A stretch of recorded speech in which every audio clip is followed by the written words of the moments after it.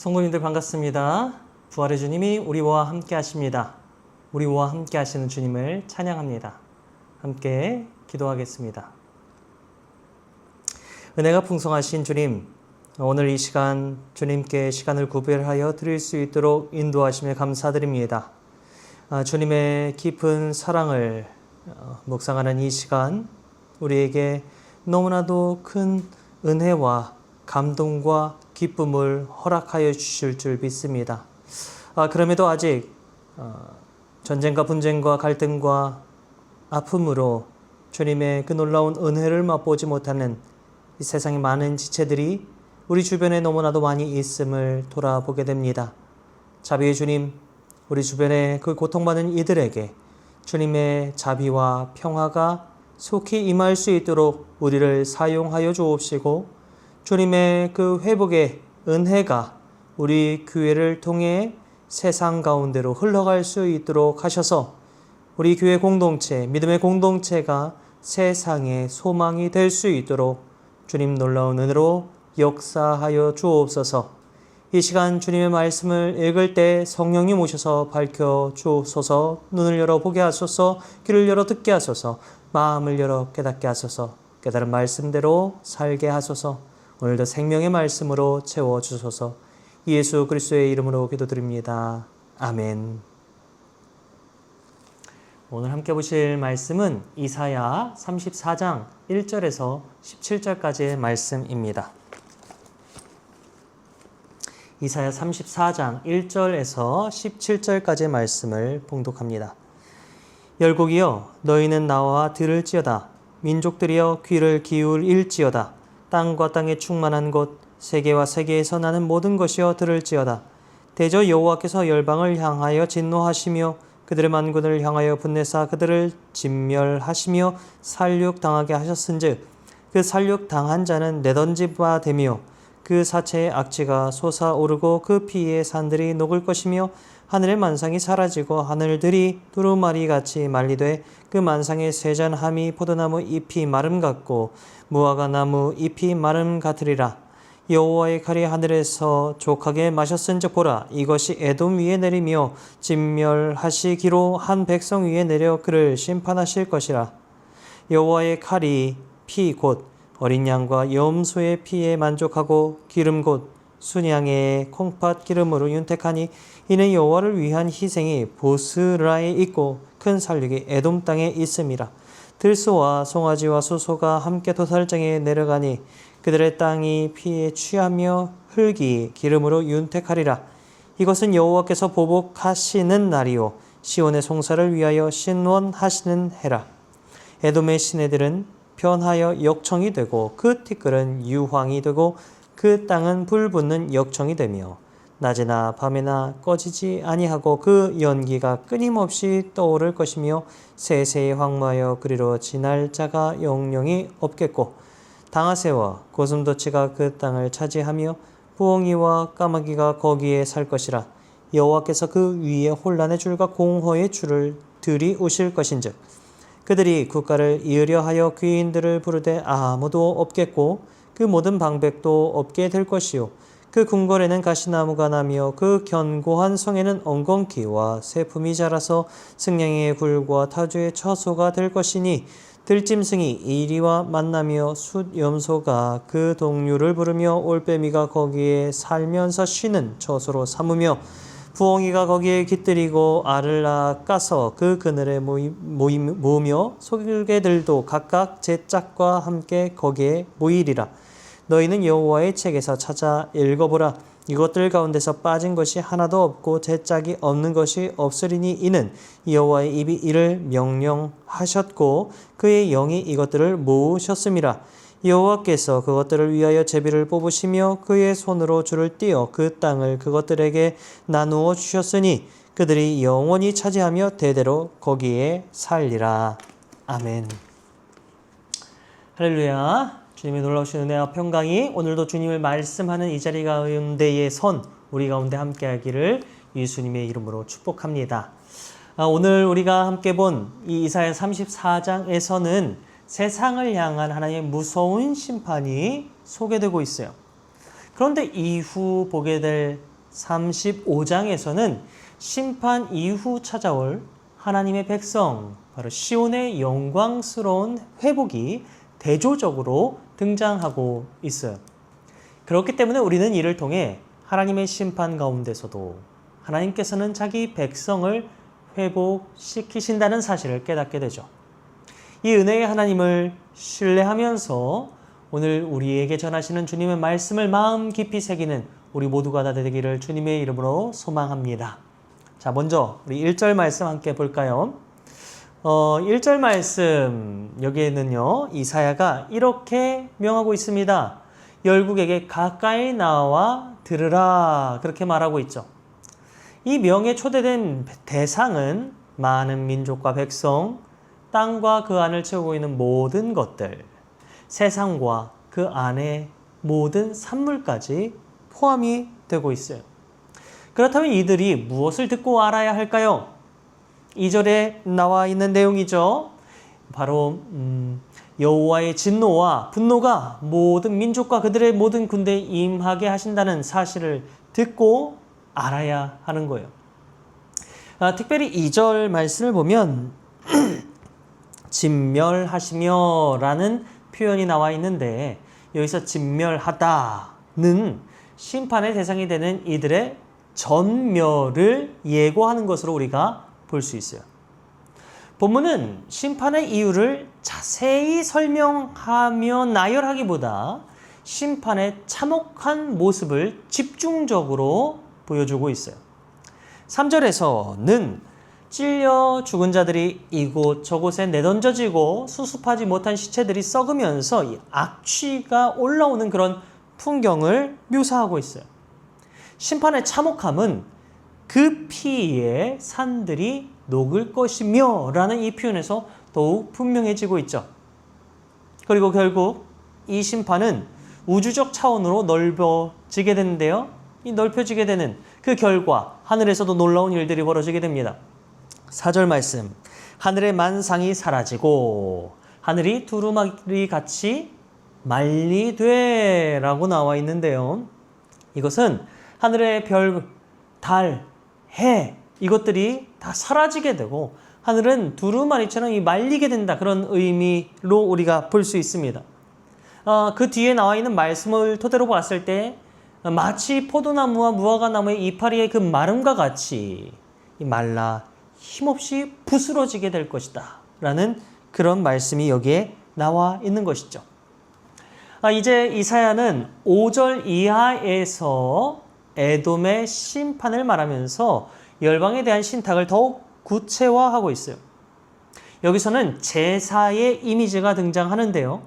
에돔이 제물이 될 것이라는 이 강력한 예언이 나타나고 있습니다.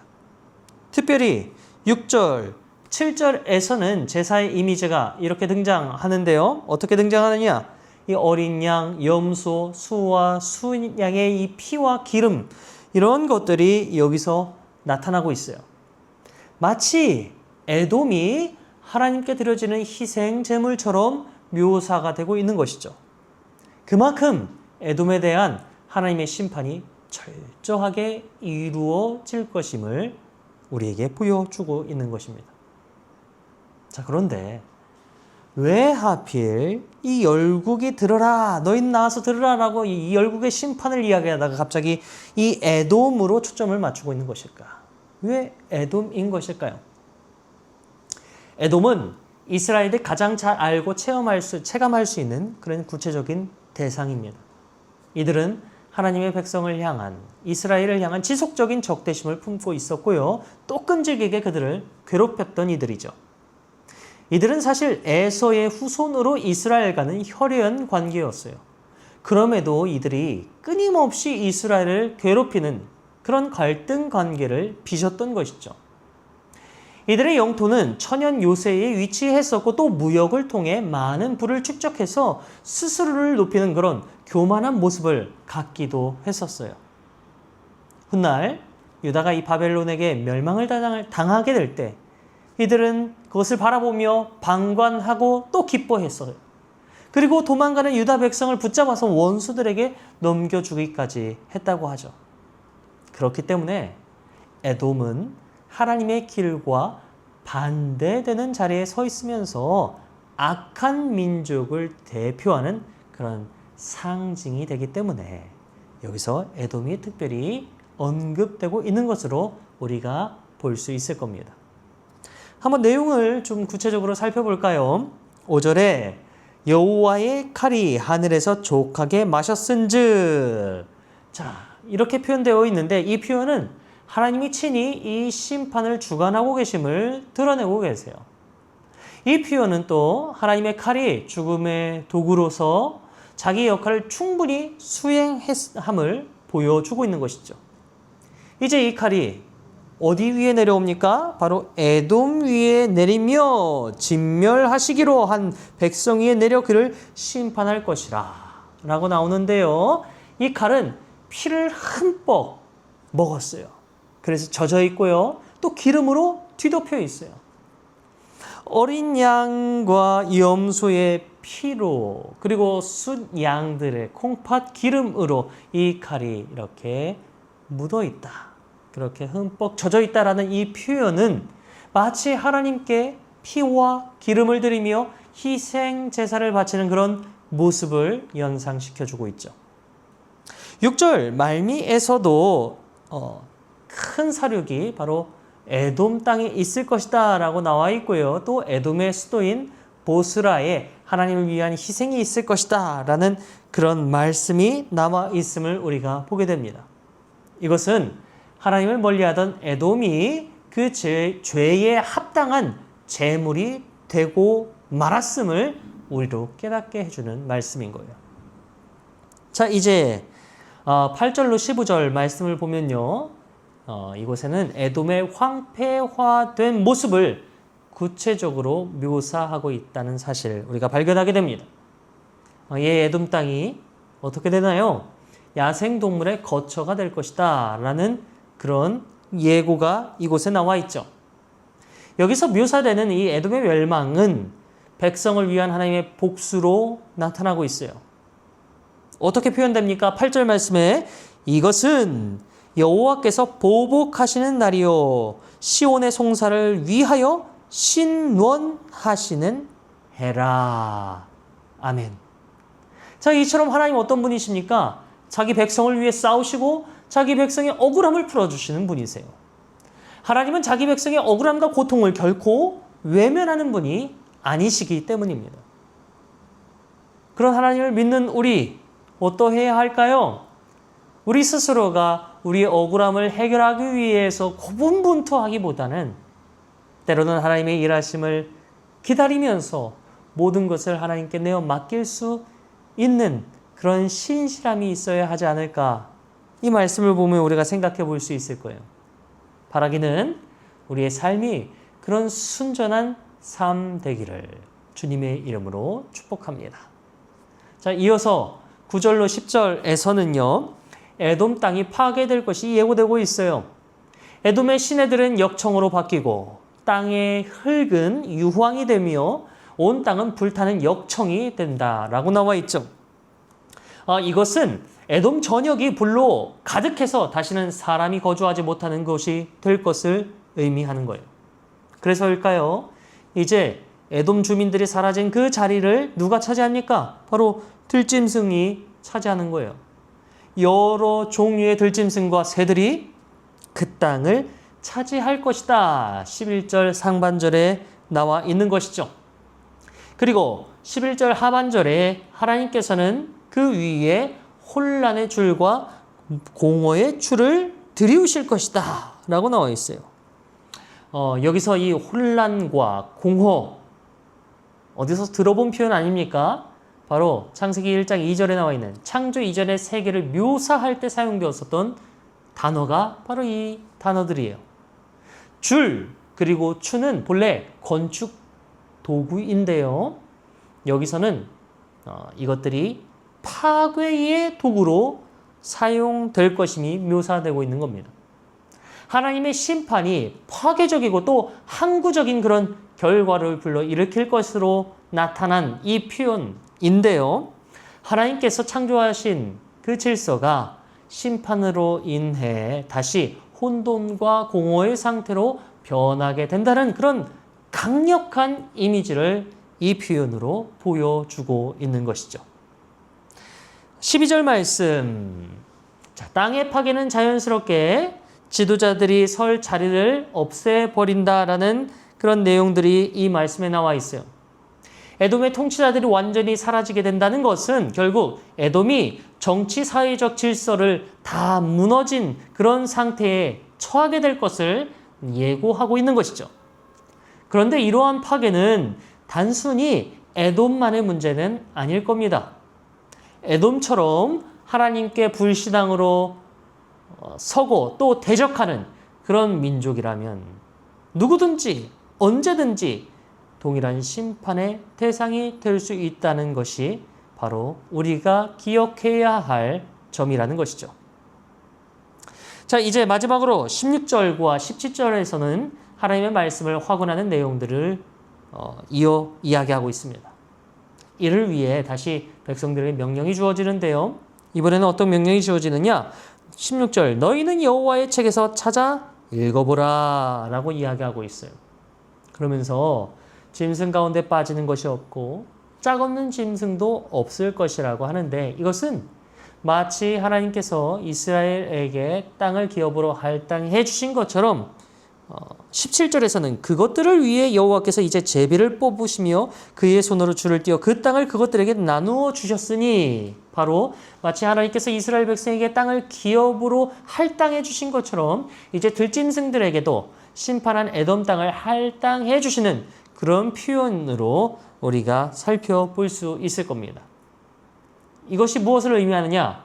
결과적으로 이 동물들이, 들짐승들이 영원히 그 땅을 차지하고 대대로 거기에 머물게 될 것이라는 예고, 바로 에돔의 철저한 멸망을, 심판을 오늘 말씀은 이야기하며 끝을 맺고 있는 것이죠.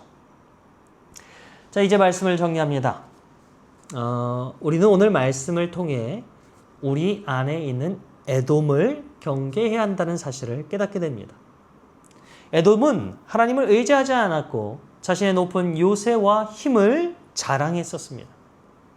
오늘 우리 안에도 하나님보다 물질, 스펙, 사람, 권력을 더 의지하려는 그런 에돔, 바로 교만이 없는지 우리는 늘 우리 마음을 들여다보고 조심해야 할 것입니다. 또 우리는 하나님의 신원하심을 신뢰해야 합니다. 8절 말씀에서 하나님은 시온의 송사를 위하여 신원하신다라고 나와 있었습니다. 세상에서 우리가 믿음 생활을 하면서 겪는 손해, 조롱, 억울함이 있습니까? 그렇다면 하나님께서는 그것을 기억하시고 반드시 공의로 일하실 줄 믿습니다. 하지만 그때를 우리가 알 수는 없죠. 그러니 모든 것을 하나님께 내어 맡기고 기다리면서 우리는 묵묵히 주님이 걸으셨던 그 십자가의 길을 따라 걸어야 할 것입니다. 세상의 악과 비방으로 우리가 흔들리고 마음 아파하고 그것 때문에 분내한다면 어쩌면 저는 그것이 우리 자신에게 더욱 손해가 되는 일이 아닌가라는 생각을 해보게 됩니다. 왜요? 우리는 하나님의 거룩한 성전이잖아요. 사랑하는 성도 여러분, 하나님의 약속은 반드시 우리 가운데서 성취됩니다. 세상의 거짓 뉴스와 비방에 우리 흔들리지 말고 오늘도 주님의 말씀을 신뢰하면서 믿음의 길을 더욱 굳게 걸어 나아가는 우리 모두가 다 되시기를 주님의 이름으로 기도드립니다. 함께 기도하겠습니다. 주님, 오늘 에돔을 향한 심판의 말씀을 기억하면서 우리 안에 숨은 모든 교만과 불신앙을 주님 앞에 내려놓게 하옵소서. 믿음으로 살면서 억울함과 흐르는 눈물 주님께서 다 헤아리시고 또한 닦아주시며 주님의 신원하심을 보이심으로 말미암아 우리가 주님의 일하심에 감사하고 찬양 영광 올려드릴 수 있는 복된 삶을 누리게 하옵소서. 끝까지 흔들리는 이 세상 속에서 흔들리지 아니하고 영원히 변치 않으시는 주님의 말씀을 붙들으며 승리하는 주님의 백성 우리 모두가 되도록 주님 우리의 믿음을 더욱 지켜 주옵소서. 그렇게 행하실 주님께 감사드리며 우리 주 예수 그리스도의 이름으로 기도드립니다. 아멘. 이 하루도 우리를 신원하시는 주님을 기대하며 끝까지 믿음의 길 걸어 나아가는 우리 모두가 되기를 주님의 이름으로 축복합니다. 성도님들 사랑합니다.